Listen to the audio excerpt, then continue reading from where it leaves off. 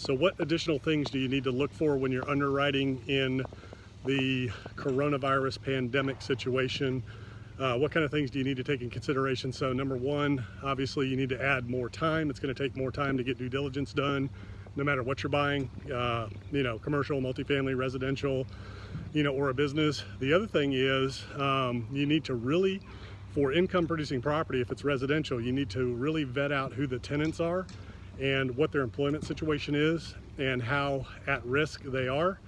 And you want to really drill down deep into the occupancy and the tenancy, commercial and residential, how at risk are they in terms of the economy right now, because it's going to be a while before we pull out of this, and there's no telling what that environment's going to look like once we get to the other side. So you want to make sure you fully understand that. And generally when you're looking at commercial, multifamily, things like that, self-storage, whatever it is, you have what's called the T12, the trailing 12 expenses, which gives you the historical income and expense info. And then you also get a copy of the T3, which shows you the last 3 trailing months so that you can kind of get an idea on economic occupancy. So what I'm going to say is you want T yesterday. So right now in this environment, I'm calling it the T12, the T3, and the T yesterday. You want to know what's going on right now.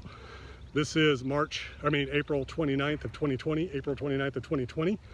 And we're getting ready to go into May, so we do not know what May collections are going to look like. So you definitely do not want to close prior to that unless you have really good assurance that what you're looking at is going to hold up here in the next few weeks. So make sure you fully understand, fully underwrite the tenancy of the property, no matter what it is. And if it's a business you're buying, make sure that you understand how that business is going to function over the next weeks and months and year coming up, because it's going to be a while. There is no light switch, there is no V recovery.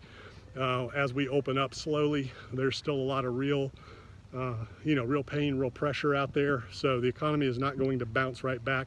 People are not going to just get out there and start just spending. People need to recoup what they've lost. They need to build their reserves.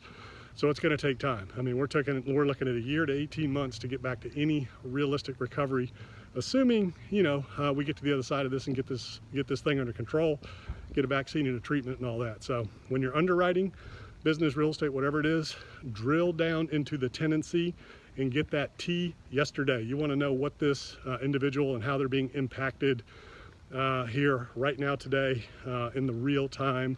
What does their job look like? What does their business look like? Who are their customers? All that kind of stuff. So take a look at it, pay attention to it, take into account, make sure you've got reserves, make sure you anticipate you're not going to be able to raise rent anytime soon. You're not going to be able to do a whole lot of value add anytime soon.